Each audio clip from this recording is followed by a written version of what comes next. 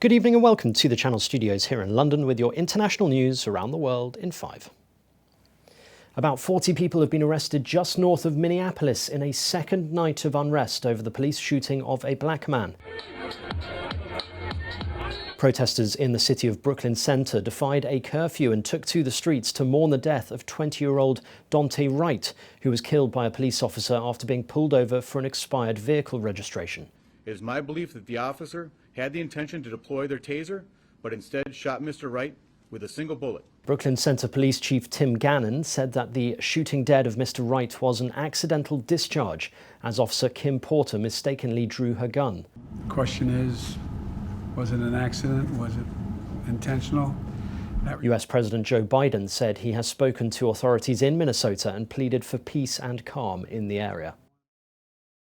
Meanwhile, in a courtroom just a few miles away from the fatal shooting, George Floyd's younger sibling has testified as prosecutors prepare to rest their case against the ex-officer accused of murdering him. It was one of a kind. George, he would always be up on our mom. Felicity Floyd took to the stand and remembered his brother as a big mama's boy and a leader to us in their household. Through tears, the younger Floyd spoke about their relationship and told the court, "I miss my brother." Derek Chauvin has pleaded not guilty to murder and manslaughter charges.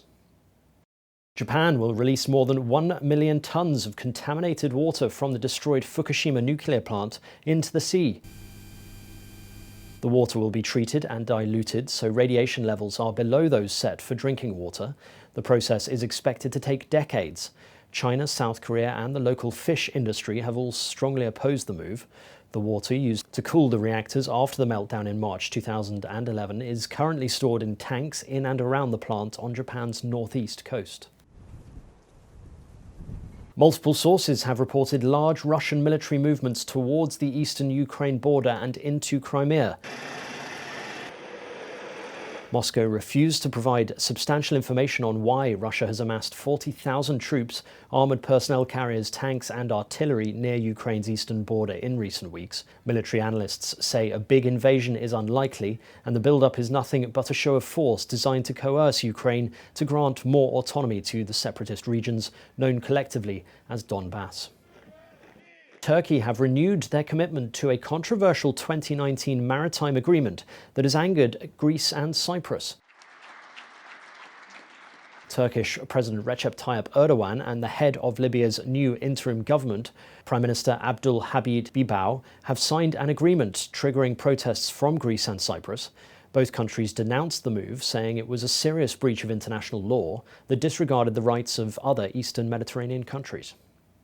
The trial of 11 suspected members of a far-right terror group has begun in the German city of Stuttgart.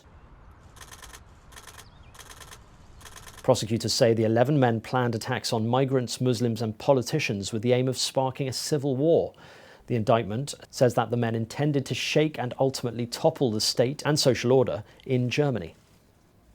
The Democratic Republic of Congo's Prime Minister has announced a new cabinet in a move that consolidates President Félix Tshisekedi's control in government. The new coalition, dubbed the Sacred Union of the Nation, gives President Tshisekedi full control of the government and ends a leadership struggle with his predecessor Joseph Kabila.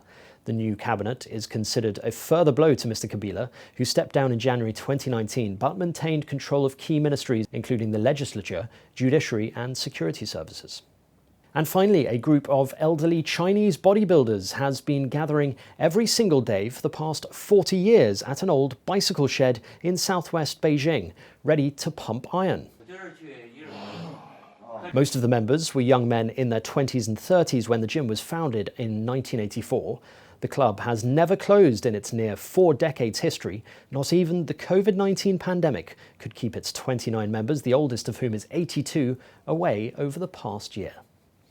And that's your international news around the world in 5. Now back to the Channel Studios in Lagos.